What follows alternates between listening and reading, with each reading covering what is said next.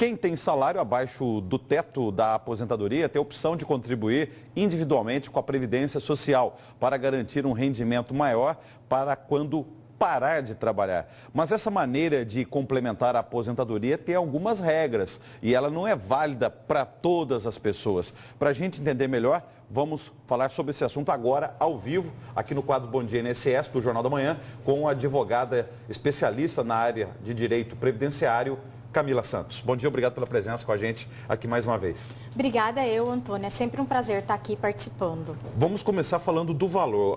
Recentemente o INSS, no início desse ano, de 2016, atualizou o teto para quem vai se aposentar. Hoje, por exemplo, se uma pessoa fosse se aposentar hoje, dia 6 de abril de 2016, qual que é o teto máximo que o INSS, o governo federal, paga de aposentadoria para a pessoa? R$ 5.148,38.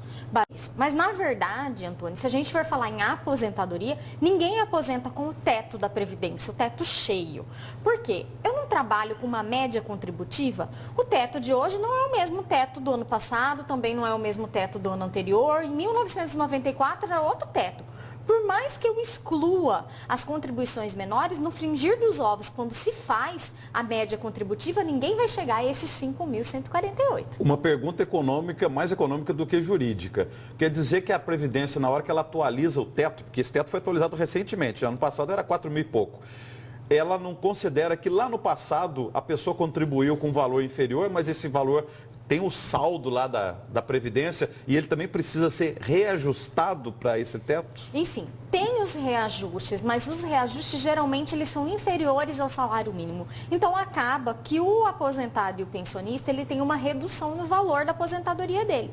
Então se você contribuiu o teto a vida inteira, no final você não vai receber o teto cheio, porque se trata de média contributiva, não é o valor das suas últimas contribuições. Então sempre vai haver o quê? Uma defasagem no valor do benefício. Diante disso, há uma opção. Vamos supor, a pessoa ganha um salário de R$ 3.000, o teto está em 5.147, 5.148, ela pode complementar com quanto para chegar a esse teto? Qual que é a regra aí? Então, na verdade, ela pode complementar desde que ela tenha uma atividade secundária. Nós chamamos de atividades múltiplas. Eu preciso ser contribuinte individual, porque se eu tenho carteira assinada, eu sou contribuinte obrigatório da Previdência Social. Eu não posso me filiar à Previdência como contribuinte facultativo e pagar simplesmente as contribuições, senão essas contribuições elas serão perdidas.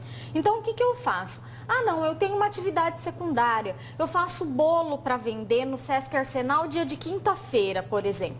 Eu pago como contribuinte individual e eu tenho como comprovar essa atividade. Aí sim eu posso recolher o que falta para completar o teto, porque as contribuições elas são limitadas ao teto. Se eu ultrapassar o teto, isso não vai ser utilizado na minha aposentadoria e eu posso até vir a pedir restituição na Super Receita do Brasil. Quer dizer então que se a pessoa não comprovar essa outra atividade, ou seja, não comprovar renda dessa outra atividade, ela não pode contribuir complementarmente, que o INSS vai perguntar assim, da onde está vindo esse dinheiro? Tem que comprovar uma outra atividade, é isso? Tem que comprovar uma outra atividade, senão justamente a Previdência vai querer saber da onde é que está vindo essa contribuição, porque se você é obrigatório, você não pode ser facultativo. A Previdência Social, ela não tem caráter complementar. O que tem caráter complementar é você ir num banco de sua confiança e fazer uma previdência complementar, como o próprio nome já diz. Essa sim vem para ser uma complementação na sua aposentadoria do INSS. Mas vamos lá, a pessoa pega e fala assim, não, eu quero